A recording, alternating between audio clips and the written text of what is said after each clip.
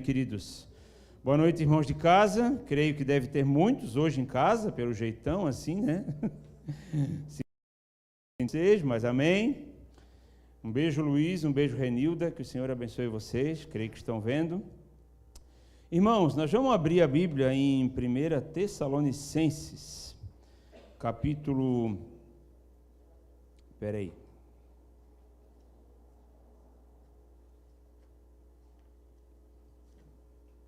Não, 2 Tessalonicenses, capítulo 3.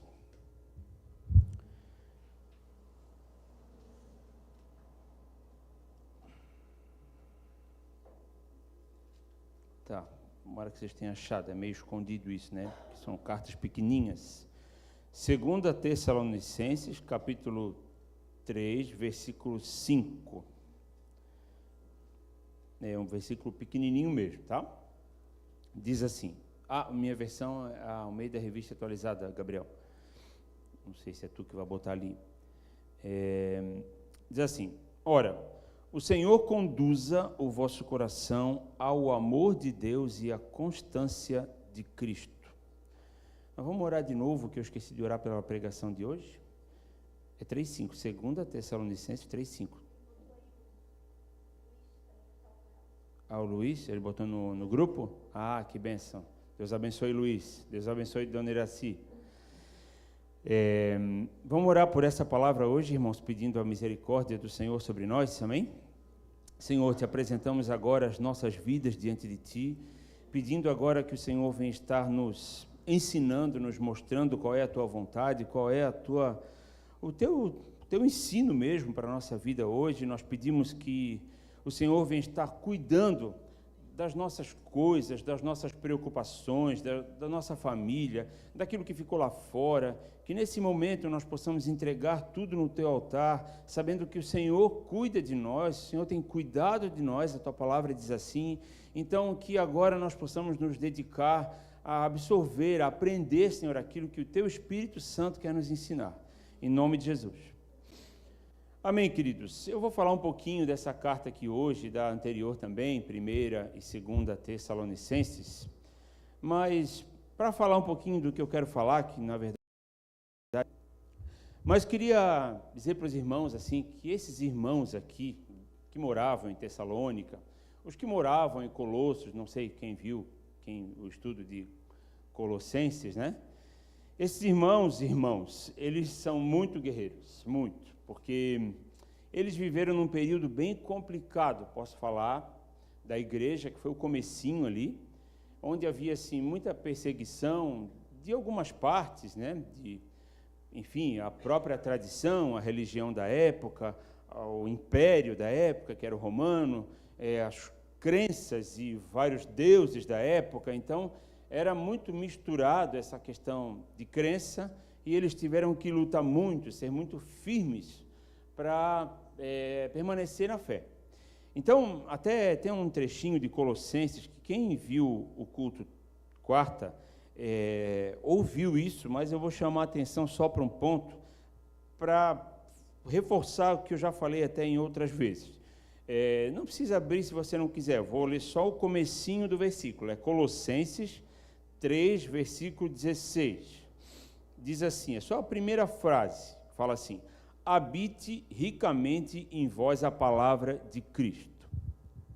E é muito interessante e tremendo, a gente lê corrido assim, não pensa muito, né? Pensa, é para eles ter a palavra de Cristo dentro deles, assim, de um jeito bem forte, bem, sei lá, né?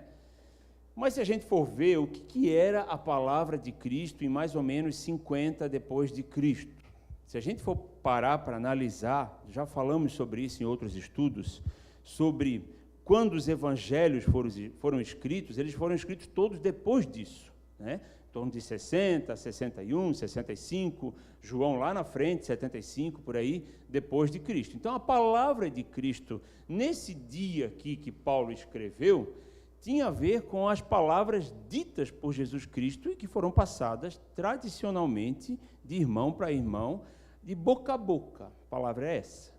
Então, não se tinha Bíblia para se estudar a palavra de Cristo. Então, os irmãos que tinham que ter a palavra de Cristo dentro deles, eles tinham que estar sempre se fortalecendo, se edificando um ao outro, se aconselhando um ao outro, para que eles tivessem ricamente a palavra de Cristo dentro deles. Então, não dava nem para ser um crente meio individual, vamos dizer assim, né? O que Cristo falava era passado, eles compartilhavam, e aquilo era reforçado, porque passaram anos, vou parar para ver, né? 50 depois de Cristo, 17 anos depois da morte de Cristo. Muitos de vocês nem estão 17 anos no Senhor. Então, você pensa, todo esse período que você crê, só assim, de boca a boca, ouvindo, orando, clamando, um falando para o outro, o irmão disse que ele falou tal coisa, e era desse jeito. Então, assim, não tinha Bíblia, eles não sabiam ler, não se tinha papel, não tinha impressão, não tinha gráfica, não tinha edição de livros, né? Não, era muito precário todo esse material, vamos dizer, que não tinha, né? Então, eles se fortaleciam assim, um a um, né? Naquela convivência, nas igrejas que não eram igrejas, eram casas, daquele jeito. Fora as perseguições, né? Que aí tinham que, às vezes, renunciar à fé por conta de tanta coisa triste que aconteceu no período, né, do primeiro século ali. Então, esses irmãos eram muito cabreiros, vamos dizer assim, né, na fé, muito raçudo, e suportavam muito. Essas cartas de 1ª e 2ª Tessalonicenses, por incrível que pareça, são cartas de elogio. O apóstolo Paulo escreve elogiando a fé deles. Isso que ele teve que sair de lá meio corrido, assim, por causa de perseguição de judeu. E mesmo assim, até ele pensou, será que eles ficaram bem? Eu saí assim, tão assim? E aí ele mandou Timóteo para dar uma pesquisada, e aí, irmãos, esses irmãos, eles perseveraram muito. Então, essas cartas são para dizer assim, sabe essas coisas que vocês já fazem bem? Façam mais ainda. Era nesse sentido, elogiando e dizendo, vocês são a minha alegria, eu tenho alegria quando eu sei do comportamento de vocês, tá?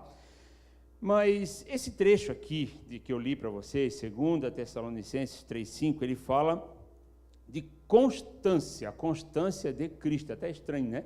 Porque a constância parece que está falando que tem que ser nossa, e realmente tem que ser nossa. Nós temos que ser constantes. O nome dessa pregação é Vida Constante. Mas ele está mencionando aqui a constância de Cristo. E quando a gente fala de constância, a gente está falando de alguém que está sempre ali, que não desiste, que não arreda o pé, que começa uma coisa e é firme, e continua e termina aquela coisa. Isso é muito tremendo e tem muito a ver com Jesus Cristo, né? Com o propósito que ele veio na terra, ele teve a missão mais difícil de nós todos aqui, né? E ele cumpriu, né? Certinho, direitinho, como o Senhor, como o Pai esperava que ele cumprisse. Não vou dizer que ele não teve medo, porque ele teve, né? Teve, não sei se medo é a palavra, mas teve um período de forte aflição, ao ponto de dizer para o pai, será, né? Será não? Se der, queria passar isso aí, está tão difícil, né? Mas a tua vontade é o que importa. E aí ele sofreu naquela cruz. Então, irmãos, quando a gente fala de constância, a gente fala de repetição, eu acho, né? E aí nós estamos falando de tempo. Daí eu queria, junto com a constância e com a vida constante, falar do tempo, que é o tempo para nós hoje, tá? Então eu vou ler um negócio que eu escrevi para não me perder. O tempo em nossa vida pode ser um aliado ou um inimigo. O tempo pode ser, por exemplo, experiência ou histórico, o tempo passado. Vou explicar isso.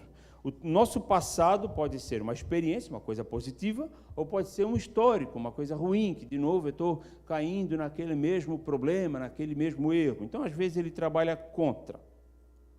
O futuro, por outro lado, pode ser um planejamento, né, que é uma coisa boa, ou pode ser uma preocupação excessiva, uma ansiedade pelas coisas que hão de vir.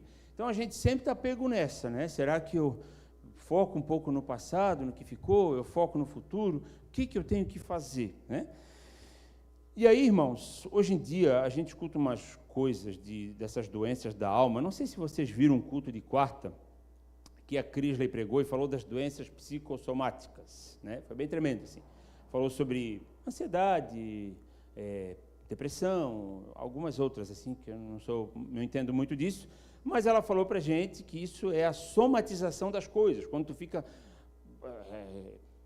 com aquilo na cabeça, martelando. Fala que a causa dessas doenças tem a ver com isso também, quando tu tem um excesso de pensamento numa coisa ou outra, né? E hoje já é comprovado que depressão não é besteira, que não é coisa da cabeça, que realmente é uma doença, a pessoa tem esse problema, tem que ser medicada, né? Que antigamente se pensava que era frescura, pega uma pia de louça e vai lavar, que vai ficar boa, né? Se falava essas coisas assim, hoje a gente já entende que a depressão realmente é um problema de saúde. A ansiedade também, a pessoa toma medicamento, então já se compreende desse jeito. Mais uma vez eu li uma psicóloga falando assim, de um jeito muito simples, claro que não é só isso, né? Mas como está muito ligado ao nosso emocional, que a depressão é um excesso de passado e a ansiedade é um excesso de futuro. É quando a gente foca muito numa coisa e fica mergulhado naquele passado, e chorando as pitangas de tudo aquilo que viveu e passou e que não devia ter sido assim. Ou o contrário, que fica preocupado demais com amanhã, meu Deus, como vai ser, como será, e aquilo afeta de um jeito que a pessoa tem crise de ansiedade. É claro que são outras coisas também, senão eu era psicólogo, né? Não é só isso, é muito mais profundo. Mas ela colocou isso e eu achei interessante. E aí, irmãos, às vezes a gente não sabe lidar com isso, né? Para onde é que eu vou? Eu vou para o passado, eu vou para o presente, eu vou para o futuro? Como é que eu lido? Como é que eu tenho uma vida constante? Como é que eu sou um crente firme, posso falar assim? Tem muito a ver, a constância tem muito a ver com a nossa firmeza na fé.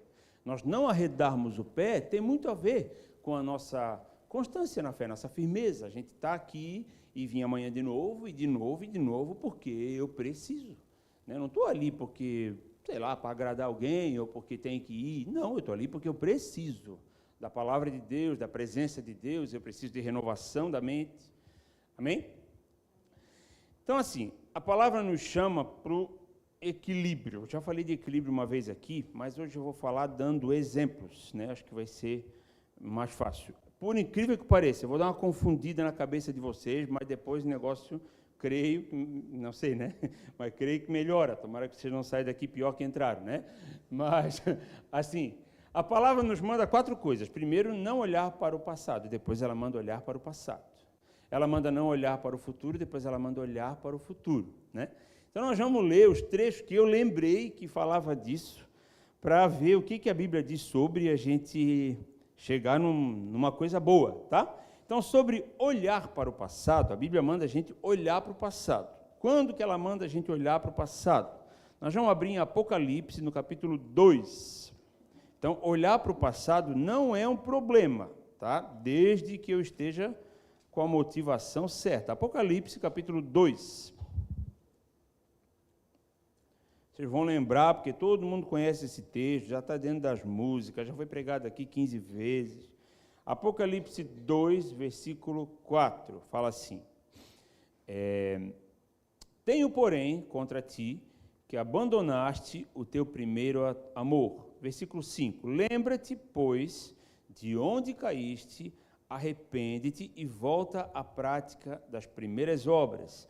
Senão, venho a ti, moverei do seu lugar o teu candeeiro, caso não te arrependas. Então, aqui o Senhor está instruindo a igreja de Éfeso a voltar lá atrás onde eles tropeçaram. Quando eu me converti, eu tinha uma prima já convertida, né? Tinha uma tia e uma prima, acho que era isso, era pouca gente, assim, a maioria não era convertida. Daí essa minha prima disse assim, daí eu cheguei na casa dela, fulana, eu estou tão feliz que assim, não sei o quê, agora eu sirvo a Jesus, não sei o quê e tal. Aí ela disse, isso aí é o primeiro amor, né? Bem assim, né? Daqui a pouco tu vai ver, isso é só o começo, né? Ela já estava na igreja há muito tempo, né? E aí, irmãos, não sei se ela não entendeu, se ela usou esse versículo de um jeito ruim, mas é isso que o apóstolo João escreveu, inspirado por Deus, para que a gente volte ali. Então, se eu perdi o primeiro amor, se eu tropecei e ele ficou caído lá, deixei cair, né? Eu preciso voltar lá e pegar ele de volta, né? Eu não posso abandonar o primeiro amor. Nós precisamos, irmãos, eu tenho 20 anos aqui dentro, né? Eu preciso estar sempre vendo isso, porque senão a gente vai ficando velho na fé, no mau sentido, assim, né? Meio mofado, assim, meio rançoso na fé, assim, meio enjoado, né? E a gente precisa ter uma juventude, posso dizer, na fé. Tem que estar sempre vendo isso. A gente faz fundamentos, agora já estamos numa classe de fundamentos, né? Eu acho que ali eu sou o mais velho na fé, nem sei. E eu leio aquilo e penso, meu Deus, que massa, que legal, que bom. Eu tinha até esquecido disso. São coisas que eu aprendi lá em 2003. E, irmãos, a gente não pode perder isso, porque senão a gente vai perder a constância, porque a gente acha uma hora que já viu tudo, já sabe de tudo, a Bíblia é isso e deu. Acho que o que eu tinha para experimentar, já experimentei, e aí a gente relaxa. Então, tropeçou, o amor, deixou o amor cair, ficou lá esquecido, volta lá, pega o amor de volta. Lembra do que Jesus Cristo fez por ti, lembra de onde tu andavas e o que tu fazias e a tristeza que tu tinhas quando chegava em casa e botava a cabeça no travesseiro, né? Eu sei que isso às vezes causa um pouco de entristecimento, mas esse tipo de pensamento do passado é saudável quando você está meio perdido. Voltar lá e pensar, poxa, olha onde eu estava, olha aquele inferno que eu vivia, que muitos de nós era assim mesmo, vivia um inferno dentro de casa, no serviço, dentro de si, né? Vivia um inferno dentro da cabeça. Volta lá e pensa, poxa, preciso resgatar aquela paixão pelo Senhor, não sei se paixão é a palavra correta, mas aquele amor inicial que eu tive por Jesus, que era tão precioso e que agora eu não dou mais bola. Amém? Em Eclesiastes, vou fazer uma mistureba aqui hoje, tá? Para poder explicar o que eu quero. Eclesiastes, capítulo 7. A irmã Miriam me explicou isso em 2005, eu acho, mais ou menos, assim. Faz muito tempo. Nós estávamos numa vigília lá e a gente pegou o memorário, assim, né? Botou ali na programação o memorário. Ela me falou isso, me ensinou isso. E a minha cabeça, às vezes, funciona só porque é ruim, mas às vezes funciona também porque é bom. E isso eu nunca me esqueci. Mas agora eu não estou achando... Eclesiastes 7, aqui. Eclesiastes 7, versículo 10. Diz assim, jamais digas, porque foram os dias passados melhores do que estes, pois não é sábio perguntar assim. Então, é quando você não deve olhar para o passado e pensar que aquilo que passou é que foi bom, e aí fica aquela pessoa que, como se diz, né, que quem vive de passado é museu. E eu posso dizer até as coisas do Senhor aí nesse caso, aquela pessoa que não se alegra com o que Deus está fazendo hoje. Bom mesmo era quando nós estávamos lá na renovação, carismática católica, que ele tinha uma vida, nós tínhamos desejo pelo Senhor, então vai criar desejo pelo Senhor de novo, né? E assim é o extremo, é aquele que fica, que não volta atrás para ver de onde trupicou, mas também volta muito atrás e vive lá atrás, e tudo que passou era bom, tempo bom que não volta. Um tempo atrás, foi eu, a Mônica, o Rony e a Daiane, ali em Barra Velha, na parada Ferrete, eu acho que é isso. Atrás tem um antiquário, não sei se vocês já foram ali, tem, enorme, mas já foi muito maior, hoje está menor. Tem um antiquário e tem de tudo que vocês imaginam, de muito velho, assim, muito antigo. É atrás das bombas, assim, tem as bombas de gasolina, tem uma loja de cama, mesa e banho, sei lá. Atrás disso, tem que meio que procurar para achar, assim. Mas está escrito, tem uma plaquinha escrito Antiguidade. E aí o cara falando para a gente, ele é especialista em antigamente, eu acho, né? E ele está dizendo, toda geração que vem aqui diz que o tempo bom é aquele que ele era jovem, né? E a gente é assim também. Tempo bom era aquilo que tinha quando eu era criança. Agora é tudo... A gente faz isso, né? A minha mãe faz isso comigo. Eu faço isso com a minha filha. Ela vai fazer isso com os filhos dela, porque tempo bom era o nosso, né? E a gente cria um costume de ser saudoso demais. Isso é ruim também, porque parece que o hoje não está bom, o hoje não tem valor. O bom era aquela época, mas a bem verdade que o bom era a nossa época, tá? Só assim fazendo uma... O bom era a nossa época mesmo, tá? Mas, né, a Bíblia diz que a gente não deve ficar enterrado lá. Não é sábio pensar assim. Vive o hoje. A Bíblia diz que a misericórdia do Senhor se renova pela manhã, né? Então, é como se eu não desse muita bola para tudo aquilo que Deus está fazendo hoje para mim, porque eu inculquei que quando eu tinha 15 anos era mais legal, e se desse eu voltava àquele tempo, que é aquilo que foi bom. Aí a gente romantiza. Não, na minha infância, meu Deus, não tinha essas porcarias. Vai ver os vídeos da Xuxa, do show da Xuxa, para ver como é que ela se vestia, as coisas que ela falava, né? Não era aquela Brastemp toda, não. Então, irmãos, já está rolando conversas aqui. Então, a gente precisa ter esse equilíbrio. Se eu for pensar no passado, é no sentido de me edificar, de me renovar na fé, ficar mais com uma fé jovem, posso dizer assim, e não ficar aquele crente velho xarope, né? Que parece assim que tudo que ele tinha para viver em Deus, ele já viveu, né? Deus era aquele ali e pronto. Amém? Sobre o futuro, a Bíblia diz para nós olhar para o futuro. Filipenses, capítulo 3, versículo 14. Vocês não estão entendendo? Hora que o Senhor explica, tá? O Espírito Santo é para isso, tá? Que nem eu estou entendendo, então está tudo bem, né? Tudo no caminho.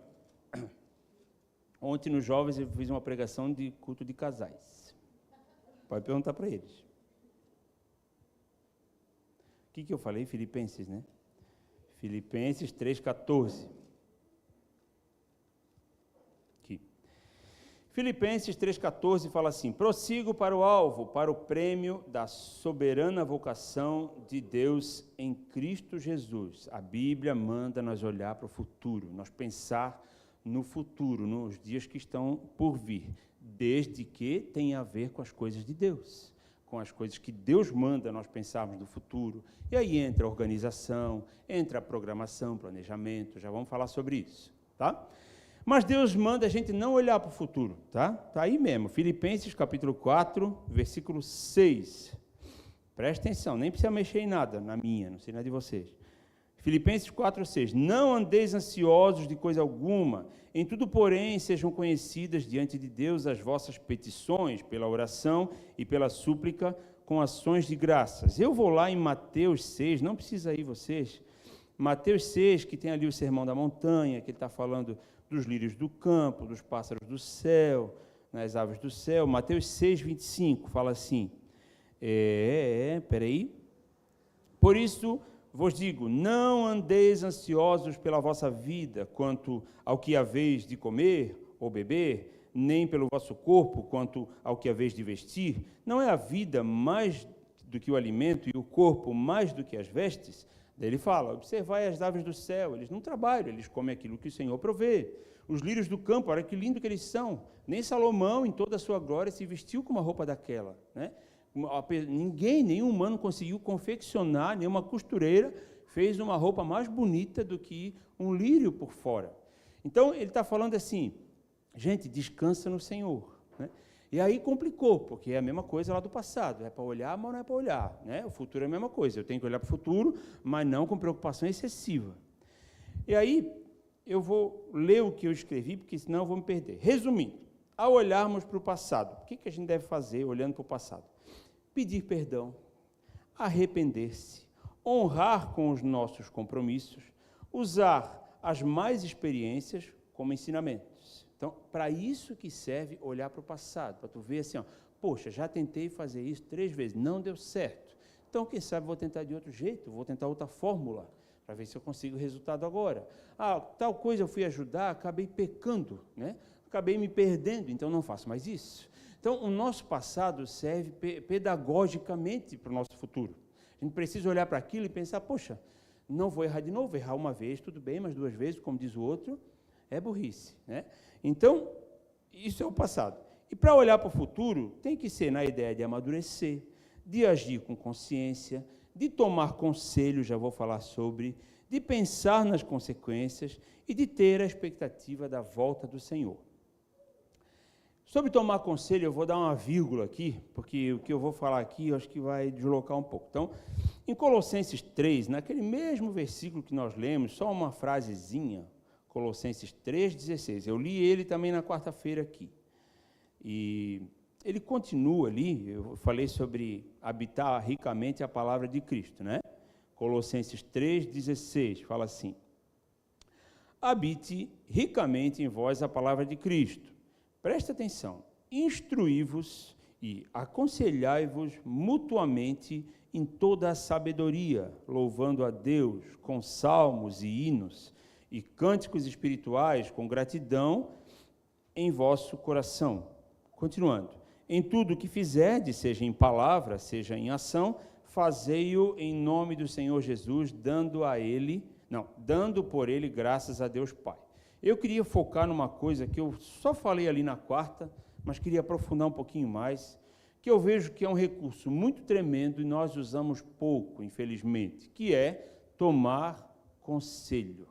Irmãos, isso é uma coisa tão tremenda que a Bíblia manda a gente fazer isso tantas vezes, mas muitas vezes nós somos meio nariz empinado, a gente acha que já sabe, que não tem que ficar perguntando para ninguém, porque a vida é minha e ninguém paga as minhas contas, na hora que der errado ninguém vai me ajudar em nada. E aí a gente escuta aquele sofisma do mundo que fala que se conselho fosse bom, a gente não dava, a gente vendia, né? Isso é uma mentira tão grande, irmãos, é igual o pau que nasce torto, morre torto, é duas mentiras igualzinhas. Irmãos, o conselho é excelente, né? Porque ele te impede de fazer grandes burradas, grandes, e aí tem a ver com o futuro. Eu sempre dou esse exemplo quando a gente dá curso de casal e dá muito certo. Vou comprar um carro, que é uma coisa que compromete normalmente 5 anos da tua vida, para quem financia em 60 vezes igual eu, né? Quando tu termina de pagar, já tem que trocar o carro, porque já está começando a dar pepino, né? Mas amém. Então, assim, é 5 anos, né, sofrendo em cima daquele carnê que parece que só aumenta, que aquelas folhas são assexuadas, né? Parece que ela se reproduz, e assim vai, só engrossa aquele carnê. Irmãos, é muito difícil entrar numa dessa erroneamente. Então, antes de fazer, pede um conselho, conversa com um, conversa com outro. Não quer dizer que exatamente o que a pessoa falou, tu vai fazer, porque às vezes a pessoa está mais equivocada que tu, né? Mas às vezes, irmãos, eu sempre falo isso, sempre falo isso. Só tu falar para alguém, tá? Sair da tua boca, parece que aquilo entra assim no ar, e as coisas vão se organizando, aí tu pensa, olha a besteira que eu estava pensando em fazer, nada a ver, né? Quando tu põe para fora aquele raciocínio que na tua cabeça era tão lindo, né? Aí tu coloca aquilo em frases, daí parece que, não, realmente, acho que não é o momento, não está na hora. E aí, claro, a pessoa vai dar o conselho dela, mas só o fato de estar partilhando daquilo com alguém, tu vai se acostumando com o assunto e realmente vai botando numa balança. Irmãos, o conselho é muito bom, só que a gente tem que ver com quem que a gente se aconselha, né? Aí é que está. Às vezes você tem uns 15 irmãos aqui que se dá bem, mas vai perguntar conselho lá para aquela tua amiga do serviço que não tem nada com Deus e faz umas coisas bem estranhas. Aí não. Aí tu vai perguntar conselho para quem é mais ou menos instruído na palavra, né? Quem que é mais ou menos? Vou perguntar para o irmãozinho ali, mais tempo na fé, mas quem sabe ele tem alguma coisa para me falar. E aí vai, fala com um ou fala com outro, não pede conselho para os 15 também, porque daí virar uma confusão mental, né? Mas se aconselha, conversa. Isso é muito bom, irmãos, evita um monte de coisa. Às vezes, aquele irmão já passou exatamente por isso. A Bíblia diz, na multidão de conselheiros, há sabedoria, é isso que a Bíblia diz, gente? É, né? Na multidão de conselheiros se estabelece a sabedoria. É tremendo isso, né? Então, vai, conversa com os irmãos para, de repente, ter aí um norte melhor, e isso fica mais claro. Voltamos para o nosso problema passado, presente e futuro. Tem um trecho da carta de 1 Tessalonicenses daí, que o apóstolo Paulo fala muito bem sobre isso, da gente ter um equilíbrio das duas coisas. Vamos lá, 1 Tessalonicenses, capítulo 4. É bem bênção isso, tá? Quem sabe você nunca leu isso junto como nós vamos ler agora. Entendendo, irmãos, sempre que a Bíblia não foi escrita em versículo, não foi escrita em subtítulos. Esse subtítulo em preto que tem na tua Bíblia não estava lá na escrita original. Então, às vezes, vai dando uns outros títulos e parece que o assunto mudou. Isso, às vezes, atrapalha mais do que ajuda. Nós vamos ler do 9 ao 17. É bem grande, tá? Vou dizer assim já para assustar, daí vocês vão ver que não é tão grande assim, né? Mas presta atenção que é tremendo. Apóstolo Paulo, falando com uma igreja, lá do comecinho, diz assim, 1 Tessalonicenses 4, eu não falei, eu acho, né? 4, 9, falei? 4, 9, diz assim, no tocante final, não há necessidade de que eu vos escreva, porquanto vós mesmos estáis por Deus instruídos que deveis amar-vos uns aos outros. E, na verdade, estáis praticando isso mesmo para com todos os irmãos em toda a Macedônia. Contudo, vos exortamos, irmãos, a progredirdes cada vez mais e a diligenciardes, vou explicar essas coisas, tá? Por viver tranquilamente, cuidando do que é vosso e trabalhar com as próprias mãos, como vos ordenamos, de modo que vos porteis com dignidade para com os de fora e de nada venhais a precisar. Continuando, não queremos, porém, irmãos, que sejais ignorantes com respeito aos que dormem, para não vos entristecerdes como os demais, que não têm esperança. Pois, se cremos que Jesus morreu e ressuscitou, assim também Deus, mediante Jesus, trará em sua companhia os que dormem. Ora, ainda vos declaramos por palavra do Senhor isto: nós, os vivos, os que ficarmos até a vinda do Senhor, de modo algum precederemos os que dormem. Portanto, o Senhor mesmo, dada a sua palavra de ordem, ouvida a voz do arcanjo e ressoada a trombeta de Deus, descerá dos céus e os mortos em Cristo ressuscitarão primeiro. Depois nós, os vivos, os que ficarmos, seremos arrebatados juntamente com eles entre as nuvens para o encontro do Senhor nos ares e assim estaremos para sempre com o Senhor.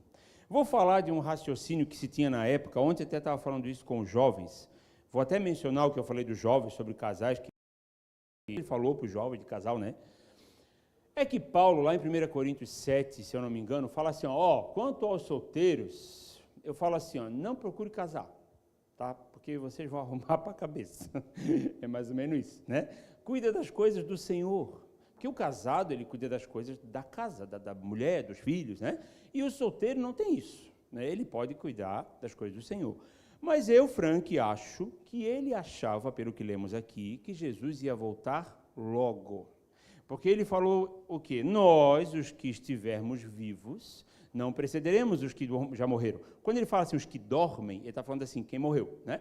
Então, nós não vamos ser arrebatados, ser levados por Jesus antes de quem já morreu. Quem já morreu vai primeiro, e depois, logo, que estamos vivos, nós seremos também arrebatados. Então, ele tinha um pensamento, eu entendo isso, que o negócio estava para acontecer já. Por quê? Jesus falou de tribulação, que a coisa ia ficar feia, eles já estavam passando por isso, já tinha muita perseguição, ele pensou, é o fim dos tempos. Então, assim, não vamos agora, a essa altura do campeonato, arrumar a esposa, aí ter que cuidar, sendo que tem tanta gente para nós pregar, anunciar o amor de Jesus, vamos ser missionário livre dessa preocupação. Foi isso que eu falei para eles ontem. E aí, irmãos, nessa de que Jesus já está voltando, tinha neguinho já nem trabalhando mais, né? Pelo que a gente viu aqui, Como eu ordenei para vocês pessoalmente, vão trabalhar. Ele está dizendo isso, porque criou-se o entendimento que Jesus ia voltar logo, então para que começar uma coisa, né? Vai que me chamam, né? Eu estou lá no serviço, já não vou poder sair, né? Então, irmãos, já daí tem exame admissional, exame demissional, não. Deixa que daí, né, o Senhor está voltando. Eu acho que era assim, porque não é só nessa, tá? Na segunda ele desce sarrafo. Vão trabalhar, malandragem. Quem não quer trabalhar, não come também. É o que ele diz lá. Ele é meio estúpidozinho assim, né? Lá em 2 Tessalonicenses. Ele diz, quem não quer trabalhar, não come. Pronto, está resolvido. Então, ele estava dizendo assim, irmãos, nós vamos continuar esperando o Senhor, é o que ele conclui aqui. Inclusive vai ser desse jeito. Vai ser assim, assado, os mortos, os vivos, nós, os vivos, tal. Mas, enquanto isso não acontece, vamos fazer a nossa vida hoje. Viver tranquilamente, para não depender dos outros, para não ser peso para ninguém. Vamos trabalhar, era o que ele está falando. Então, com esse conselho assim de Paulo, eu vejo que a gente encontra um equilíbrio. Deixa eu ver o que eu escrevi aqui.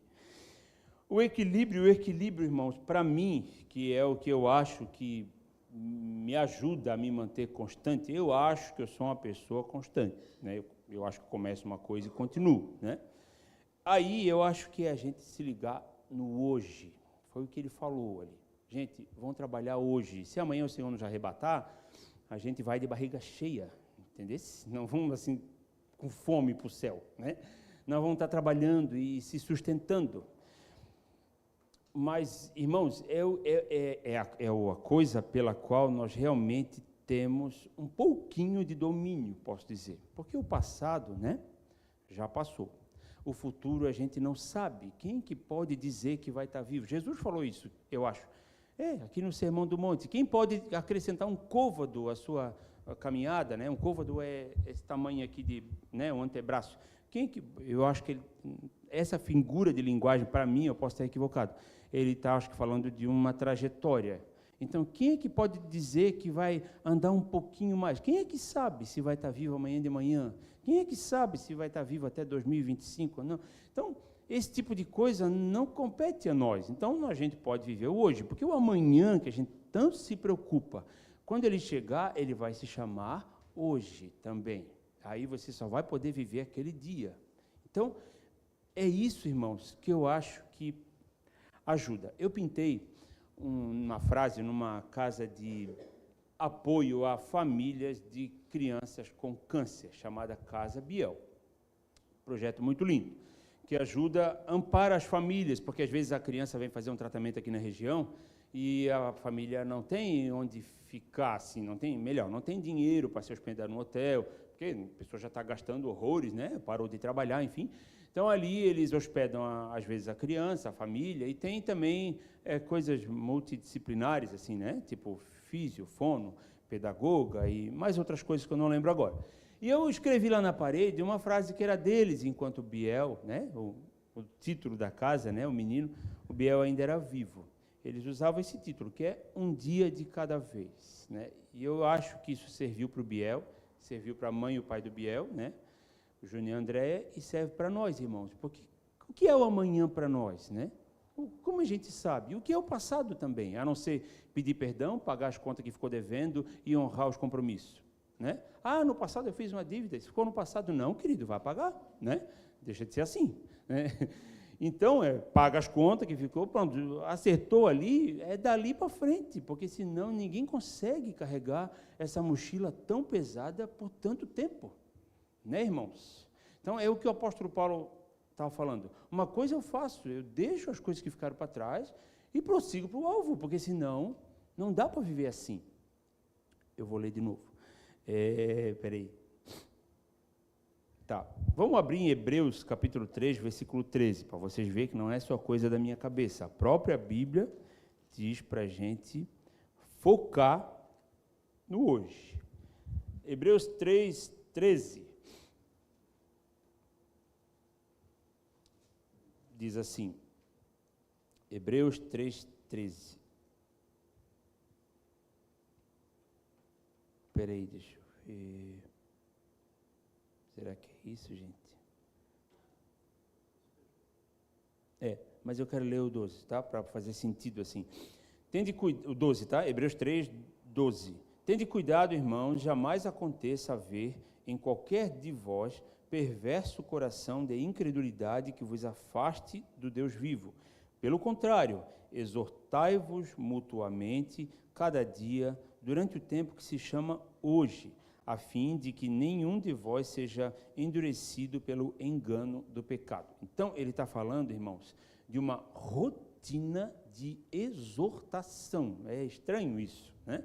Mas ele está falando, creio que também nesse período precário, né, de pouco acesso ao material literário para se ler e se relembrar, ele está dizendo, vocês não se desgrudem, né, vão se exortando, ou seja, exortando para mim é chamar a atenção, mas no sentido de ensinar, assim, não só de toda a vida, né, puxar a orelha, não é isso. De vocês estarem se edificando no Senhor, sempre, durante o tempo que se chama hoje, que é realmente o que nós temos um certo controle, é o hoje. Então, se eu vou estar firme na fé daqui a 15 anos, é difícil dizer isso, assim, de boca cheia, né? Porque se a gente for parar para pensar, tanta coisa pode acontecer, tanta doença pode afligir a minha família, né? Se a gente for parar para ver tudo que a gente vai passar e sofrer ainda, é muito doloroso. Então, a Bíblia diz que basta a cada dia o seu próprio mal. Então, a nossa preocupação, se é que temos que ter, é com hoje, com a provisão de hoje, a nossa alegria é o hoje. Amém? No versículo 15, fala assim, ó, e aí encaixa bem com o hoje e o agora, tá? Sei lá, 23 de julho, 9 da noite. Tá? Hebreus 3, 15. Enquanto se diz, ele está pegando um trecho lá de Salmos 95, eu acho. Hoje, se ouvirdes a sua voz, não endureçais o vosso coração, como foi na provocação. Ele está fazendo uma referência lá de trás do tempo do deserto. Mas isso serve muito para a gente hoje, irmãos, não endurecer o coração na hora que escuta. Por quê? Se tu endurecer o coração aqui, quando tu estás ouvindo, né? Se fechar, não quero mais escutar esse abobado aí falar, tal, e aí a possibilidade de tu amolecer ele depois é muito, muito menor. É o que eu falo quando a gente faz o curso de casado, né? Gente, aqui manda orar junto, vai orar agora, porque se tu esperar o curso acabar, aí mesmo tu não vais orar, né? Manda orar junto, né? No curso a gente está orando juntos. Então, assim, aproveita o embalo que vocês estão tendo uma overdose, um intensivo, e embarca nessa e vai fazer agora. Não endurece o coração. Se o Senhor falou alguma coisa contigo, se você está extremamente preocupado com o futuro, né? Ou mergulhou no passado e de lá não sai, não endurece o teu coração e aprende a viver aquilo que o Senhor está te entregando hoje. Amém? Não sei se estou sendo claro, mas é isso, né? Josué 24:15. É mais um falando de hoje, tá? Daqui a pouco eu termino. Josué 24:15. Fala de decisão também, é muito tremendo isso, irmãos. A gente vê Josué como alguém com bastante constância por passar tudo que passou. No capítulo 24, no versículo 15, ele fala assim: porém, eu vou ler o 14, tá? Josué 24:14. Agora, pois, temei ao Senhor e servi-o com integridade e com fidelidade. Deitai fora os deuses aos quais serviram vossos pais, da além do Eufrates e no Egito, e servi ao Senhor.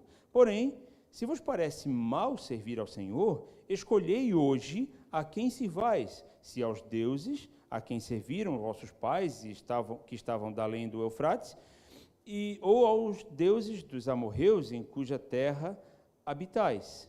Eu e minha casa serviremos ao Senhor.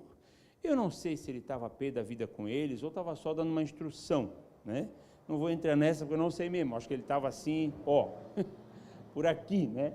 Mas tá bom, deixa o Josué lá na dele. O importante é o que ele falou, né? Escolhe hoje, porque esse negócio não dá mais de vocês servindo a Deus com um monte de ídolo em casa. Decide, poxa, o que vocês querem fazer da vida? Quem é que libertou vocês do Egito? Né? E aí, claro, a gente vai fazendo sempre um paralelo para a nossa vida. Nós não moramos no Egito, nós não servimos esses deuses aqui, mas nós temos outras prioridades, posso falar, porque se eu falar para vocês deuses, vocês vão dizer, não, mas eu não tenho outros deuses na minha casa, né? Mas às vezes, irmão, tudo é prioridade. Se sobrar um tempo, eu vou na igreja, né? Tudo vem primeiro. Se der, entra Jesus. Se não, ele que fica ali fora acompanhando, como ele sempre fez, né? Irmãos, a prioridade é o Senhor. Isso é fácil? Não é, porque a vida da gente é aquela doideira, sobretudo para pagar conta, né? Então, tu tem que estar sempre trabalhando, sempre, sempre, sempre. Inclusive, o apóstolo Paulo manda, né? Trabalha, não quer trabalhar, então não come, né? Então, tem que trabalhar muito. Hoje em dia tem que trabalhar muito, porque está tudo muito caro. E aí a nossa vida é assim. Mas, irmãos, tem que ter uma visão, um pensamento de prioridade no Senhor. Senão, irmãos, o dinheiro, já falei isso aqui, ele nunca sacia. O dinheiro é um Deus. Se a gente não souber usar ele com entendimento, ele vira uma coisa que nunca sacia. Porque a pessoa, esse dia eu escutei uma cantora falando, ela é milionária, ela falou assim, não sei o que ela estava dizendo, que ela disse, eu queria mesmo é dinheiro. Daí ela falou, mas mais assim, mais. Então, assim, nunca está bom, porque tu tens uma televisão grande, tu queres uma maior. Hoje a televisão, gente, meu Deus, é maior que a sala. A pessoa tem que ver assim, encostadinha na parede, porque é muito grande, né? Eu lembro quando era pequeno, tempo bom, quando era pequeno, né? Que quem tinha uma TV 29, gente, meu Deus, eu pensava, oxa, tá ganhando dinheiro, hein? TV 29, a caixa para trás tinha 1,30 m, né? A pessoa realmente via encostadinha na parede, assim, porque a televisão era um cachopão, assim, né? Mas a pessoa era muito rica que tinha uma TV 29, gente, parece que era tão grande. Se tu comprar uma TV hoje, dessas que tem 29, é uma coisinha, nem tem 29, né? Mas se tiver, poxa, é pequena, não parece que era grande, diminuiu as polegadas, mudou a polegada. Ah, irmãos, mas nunca tá bom, daí tu quer 1,60 m, 1,70 m, daqui a pouco, meu Deus, tu olha as 4 paredes e está passando coisa, né? Porque nunca tá bom, então a gente precisa botar um ponto aí, né? Tendo o que comer, tendo o que vestir, se virando, não dependendo dos outros, já diria o apóstolo Paulo, tá bom, porque senão, irmãos, não tem teto esse negócio. Então precisa priorizar. Estava falando, não sei nem com quem, não sei, tá? Se a pessoa está aqui, me perdoe, eu não estou pensando em você, né? Sobre o culto de domingo, por exemplo, né? Lá em casa é prioridade, a gente não marca nada às 4 da tarde de domingo, óbvio, né? Tem gente que marca 4 da tarde de domingo, ele vai sair às 4 da tarde. Então, que hora que essa criatura vai voltar para ir no culto? Ah, não deu, irmão, para ir no culto. Eu tentei. Ah, tentou que nada. Saiu 4 horas para passear. Da onde isso, gente? Então, assim, já pensa, tem que priorizar isso ali, é regra para a minha vida, né? Isso faz você ser constante, porque senão você está hoje aqui só de visitante, amanhã sumiu, entendeu? Isso aqui era para estar 10 vezes mais cheio, daí nem caberia aqui, eu sei, mas, enfim, né? De tanta gente que já passou aqui nesses 10 anos, né? Mas, irmãos, falta o quê? Constância, eu não estou afim, daí esse dia tem que ir. Porque esse dia é tudo para ti, parece uma coisa, parece que o cosmos sabe que tu não querias ir, né? É tudo para ti, pode sair todo mundo e ficar só tu lá escutando. Irmãos, é muito tremendo a gente obedecer do que ficar vivendo na vontade. Hoje eu estou com vontade, hoje não estou sem vontade. Isso não se chama constância, isso se chama ânimo dobre. E a Bíblia diz que essa pessoa é inconstante em todos os seus caminhos. Um dia ela acha uma coisa, outro dia ela acha outra, ela não tem assim uma opinião na vida. Não, agora eu quero servir a Deus. É isso que Josué estava dizendo. Escolham, criaturas, o que vocês querem da vida, né? Não dá para viver nessa mistura que vocês estão vivendo. Amém? Continuando, vou finalizar aqui falando sobre a palavra constante. E eu tenho aqui uma explicaçãozinha do que é essa palavra no grego. E ela é a mesma palavra para perseverança, mas eu não trabalhei com a palavra perseverança aqui, porque eu acho ela meio romântica, assim, perseverança, parece até uma palavra bonita. E aí eu preciso falar mais friamente, né? Mas deixa eu só pegar a minha explicação aqui, que os neurônios estão batendo aqui, Hebreus 10, 36, espera aí. Não, você não precisa abrir, tá? É uma explicação que tem na minha Bíblia. Fala assim: perseverança, do grego upomone, essas palavras em grego só por Deus, né? Que diz assim, constância, paciência, já vou explicar o paciência, continuação, resistência, firmeza, tolerância paciente e não ceder. E o não ceder combina bem com aqueles irmãos lá de 1 Tessalonicenses, porque eles eram afrontados a negar a fé. E eles tinham que dizer, eu não cedo, pode me matar minha família, pode acabar com tudo que eu tenho, que eu sou, eu não cedo, é isso. Então, isso é constância. Para nós aqui, vou usar uma palavra bem ruim assim, mas é ser teimoso, você tem que ser teimoso no bom sentido, né? Com isso, não, eu creio, e eu vou mesmo sem vontade. Amém? Queria dar um puxãozinho de orelha breve. Tem uma coisa que você não precisa ir e você não faz, que é ver o culto de quarta, né? Você não precisa nem sair de casa, criatura. Você vê debaixo do seu cobertor, mas não deu, morreu a minha família inteira, eu não pude. Quinta-feira está lá ainda, né? E sexta também, e fica lá, né? E aí, irmão, parece assim, que se não viu, perdeu a alegria. Não é jogo, irmãos, que tem que ser na hora. Pode ver depois, que aquela palavra vai falar contigo do mesmo jeito. Tu não vê vídeo por aí, assim? Vídeo na internet, assim? Ou só vê coisa ao vivo? Irmãos, a gente vê ali, que tem 20 assistindo, 400 inscritos. Tem 20 assistindo, né? E aí, a doença psicossomática, você entenderia melhor, que a Cris já explicou, se tivesse visto um culto de quarta. Eu falo ou não falo? Mas daí, por uma coisa, essa quarta estava mais recheada. Parece que vocês sabem das coisas, né? Aí tinha mais gente, era até boa noite. Eu pensei, parece que estão sabendo, né? Daí vamos dizer assim, isso não é para mim, porque quarta eu estava, né? Mas é para vocês sim, né? Irmãos, por favor, né? A nossa ideia, já chegamos a discutir sobre, entre os os irmãos aqui, seria voltar aqui com o culto de quarta, que acontecia aqui, né? Mas aí para quê? Para vir só quem prega, quem toca e quem fica na porta? Aí no máximo dá 12 pessoas, entendeu? É triste, tá? É triste, quarta-feira é triste. Então, aí não, vão ficar em casa, que eles ficam no aconchego do seu lar, comendo pinhão, quem sabe, né? Debaixo das cobertas, os cachorros deitados junto. Amém, né? E, amém, cada doido com a sua mania. Irmãos, ninguém nem está te vendo, querido. Faz o que tu quiser, mas vê, né? Isso ali é aí... Aí, ó, eles são mais... Deixa, não vou nem falar isso que vai ficar grosseiro. Voltando, ali está a instrução do Senhor. Ali é o pleno conhecimento, como eu falei quarta, que é o conhecimento total. Aqui a gente prega, te animando, te incentivando, acorda para a vida, tal. Lá, irmãos, é mergulhado no negócio. A gente vai destrinchar o que está acontecendo ali. É outra coisa. Não dá para dizer, já vi domingo, não precisa ver quarta. São coisas diferentes. Amém, queridos? Então, você que está em casa, receba essa exortação do Senhor, né? Você que está aqui também, se não é inscrito, se inscreve. Comunidade Amar P2, é o nosso culto de quarta. Pensa que é o teu compromisso. Oi.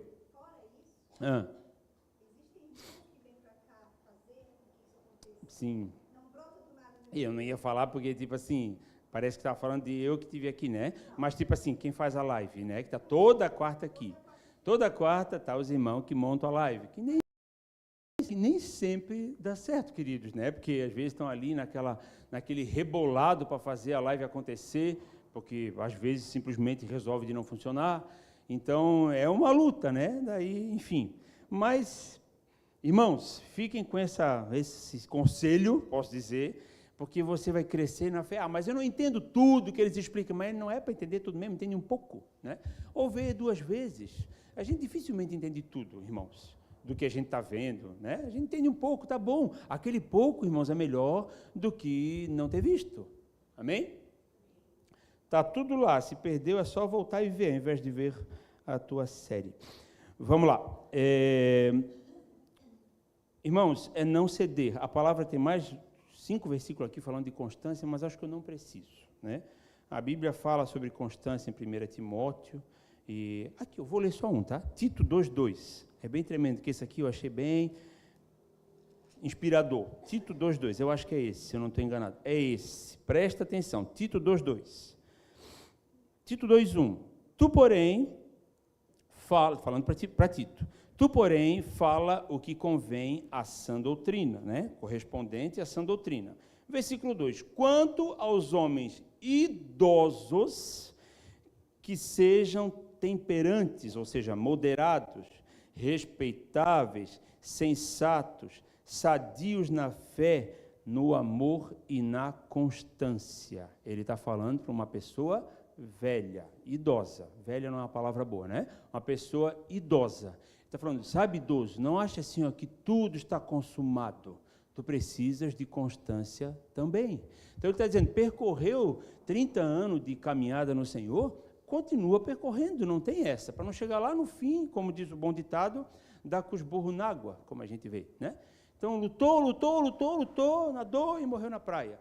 Irmãos, a constância é para a criança e é para o idoso. Amém? Então, glória a Deus, essa é a palavra de hoje, vamos nos levantar para estar orando, para que o Senhor trabalhe ela dentro de nós, né? E a gente possa realmente se firmar.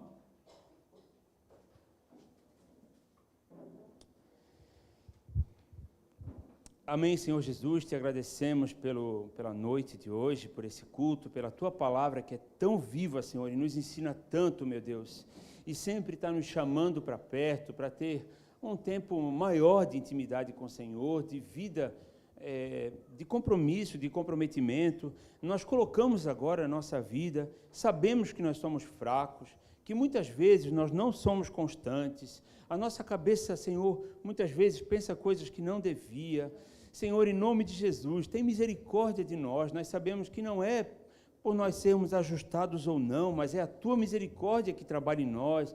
Por isso nós nos colocamos diante do Teu altar, pedindo que o Senhor ministre conosco, fale conosco, nos instrua a mudar os nossos hábitos, se for o caso, para que a gente priorize realmente as coisas de Deus, aquilo que vem do Senhor, aquilo que o Senhor quer ensinar, porque na verdade é do nosso próprio interesse. Nós precisamos transformar-nos pela renovação da nossa mente. Em nome de Jesus, Pai, abençoa cada homem, cada mulher aqui, derrama a Tua graça, a Tua alegria de estar aqui hoje, Senhor, recebendo a Tua palavra, que amanhã seja uma alegria ainda maior, diferente, sabendo que eles estão aí, entrando em mais uma semana, agora na Tua presença, Senhor, alegre, Senhor, sabendo que o nome deles está escrito nos céus, Pai. Em nome de Jesus, abençoa cada um, as suas casas, abençoa, Senhor, os celeiros de cada um, abençoa financeiramente, Senhor, cada um sabe aqui o que está passando, abençoa a saúde, Pai, de cada um aqui, que a Tua mão, Pai, seja sobre eles, Senhor, em nome de Jesus. Amém, queridos? Tem mais algum recado, Roberto? Não tem recado. Deus abençoe, até quarta. Glória a Deus.